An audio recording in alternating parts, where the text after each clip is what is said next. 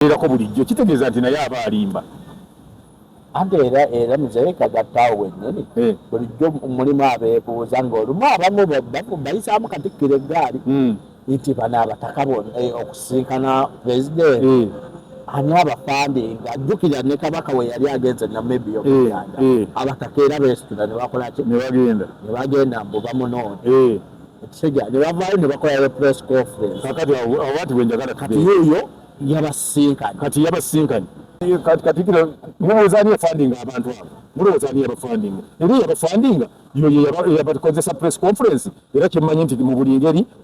yabafunira ne offices mwe bali era ndowooza yabasisinkanye sikategedde kaddemu yabafandinga kuba nze nakiwulirako nti omukulembeze w'eggwanga yawaayo ssente abataka bagende balabaani nga bayitamu ow'ekitiibwa Joyce Ssebuggwawo. Kakati Joyce Ssebuggwawo ye deputy wa Katikkiro yali akikola ng'ani anti ali mu gavumenti y'Emmengo ya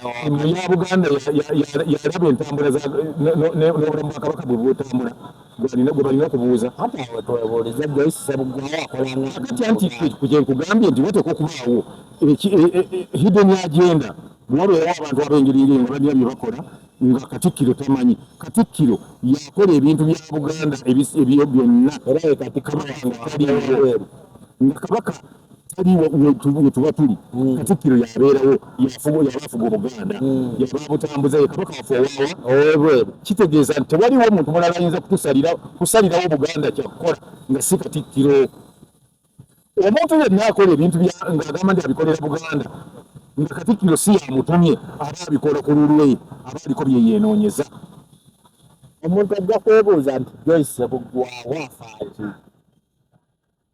Joyce Ssebuggwawo ebyo bintu abigendemu mpola kyenjagala ekimugambe. Omanyi ffe kati ewaffe tubaddewo ebbanga lyonna na buli kimu ekizze kibaawo naddala mu Buganda mu nzirukanya y'obukulembeze bwa Buganda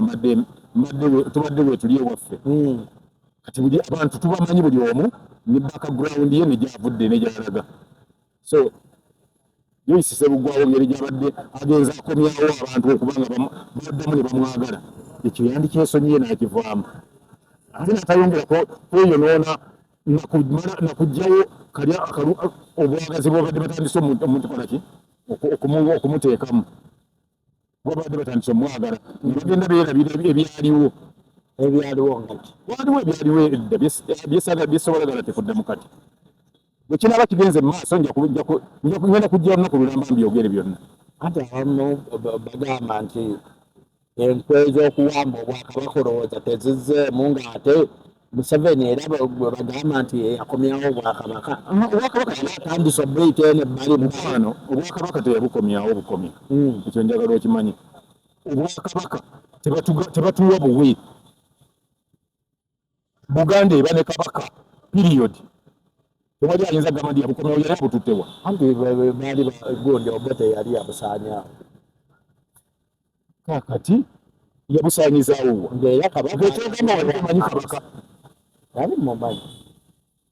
kyongamba otani bakomyawo bukomi anti Kabaka yali mbuwaŋŋanguzi kiki bamugambako nti adda wano bwatuuka bajjawo bamuse ate kati statement eyo mbu kati abagikola statement be bamanyi bagikola is like okuŋŋamba nti nze naleeta eddembe tewaliwo alireeta Katonda yaliwo omuntu Omuteeyi omuntu agamba nti nze nakuwa otulo kati embaani agiwa otulo Katonda yatugaba ne bukya ku makya n'agamba nti kati zuukuka teri awa muntu tulo. Kitegeeza eri statement mu nsi yakomyawo Bwakabaka abazikola be bamanyi gye yabujjawa ye yaliwo ku witinesinga nze kyemmanyi okuddiza Buganda ebintu bye baali bawambye so sikuza Obwakabaka waliwo yali tamanyi nti mu 69 Ssekabaka Muteesa bwe yakisa omukono nti Mutebi yalibeera Kabaka waliwo yali takimanyi okamuntu yabutuleetera n'amutuwa nti alina gye yamutujjira muleme kwogera bintu bitategeerekeka bw'olina woyinza okuŋŋambira nti Pulezidenti Museveni alinaje tugira Mutebi oba yamusanga atambuliyo oba yamusanga n'abagamba bani jangu obeere kabaka wa Buganda waliwo yali takimanyi ye kabaka wa Buganda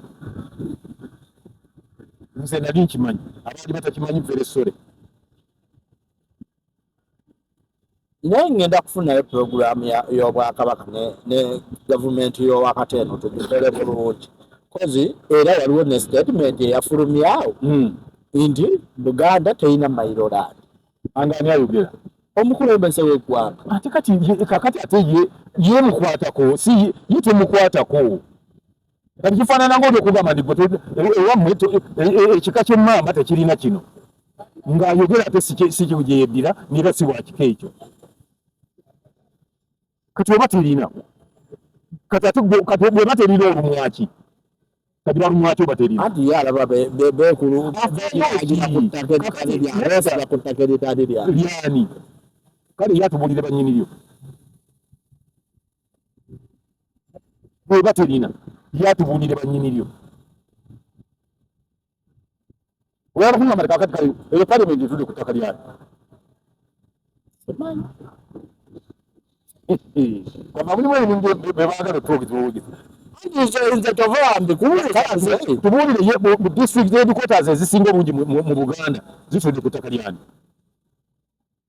yeyo mayiroland nkubuuza zitudde ku ttaka lyani gavumenti yagenda egulawo nti wano tunguzeewo yagula ente enjeru ku buli masaza gonna gavumenti weyateeka ebintu byayo yagulawo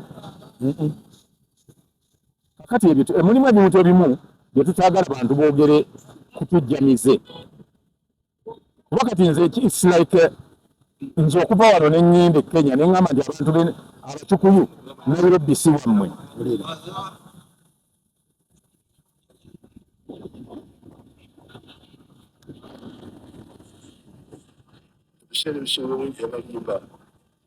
kakati nze anti nakula bulala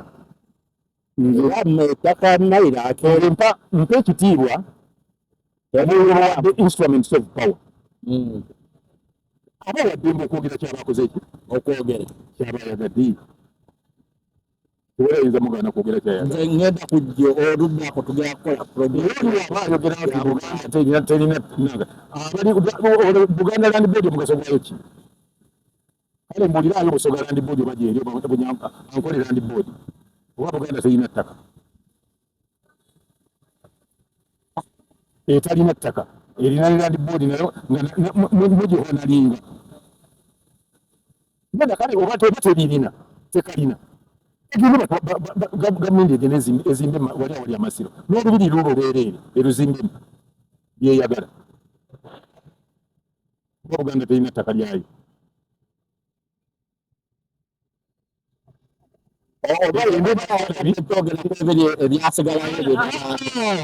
agende nagala byakolewo byayagala oba aseewo ekisabo ekyenyonyi ebintu ebimu kati kankubuulirayo ekintu kimu olwaleero omukulembeze w'eggwanga abeera n'obuyinza obw'enkizo era toyinza kumugamba nakwogera kyayagadde bwagamba nti enkya temutambula tetutambula kubanga yalina instruments of power kati kyaba ayogedde olwokuba tetugiteekwa mwanukula aba akyogedde tetulina bwe tuyinza kikola ki ate ayinza okuba nga alina ensonga ze ate ayinza n'okyogera mu ngeri gy'ayogeramu kakati nze waŋŋambye ekirala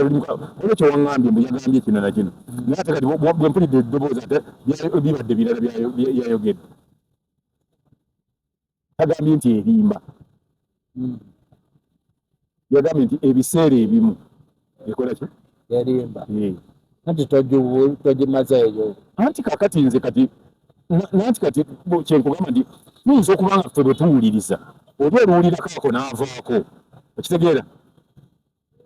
nga bwe nagamba nti pulezidenti nagamba oba nze nemba nga njogera nze nja kufa ndeke ensi ng'ekyagenda mu maaso etambula na buli kimu nga gitambula oli n'asalako kaliko kanti nze nja kufa ye yagambye nti agenda kufa kituka nga kaalina ki so okukola ekigambo reported speech nakyo kizibu kikalubiriza abamu oli omugamba ndi oli kyayogedde gyokimbuulira bwakibulira abantu 10 buli omu abamubuulira kirala nakyo kinenjawulo ngaba tugize tunafunye obudde ojja kunkwakaganya nze twogere obuuze byeyagala nga nange nkuwa kyemmanyiiko nga kyesimanyi nkivaako negamba nti ekyo sikimanyi tujja kuba nga tutuuka ne ku mboozi yagundi yobwekitiibwa Joyce Bugwawo byonna tujja kugendayo so awo wennyini nga tuvudde awo ku bataka n'emmengo tugende wiiki 2 emabega waliwo obutemu obubaddewo obutanga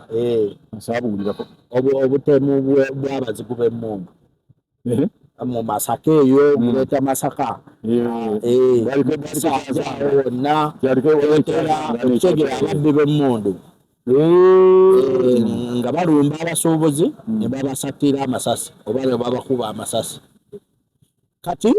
era poliisi nevaayo negamba nti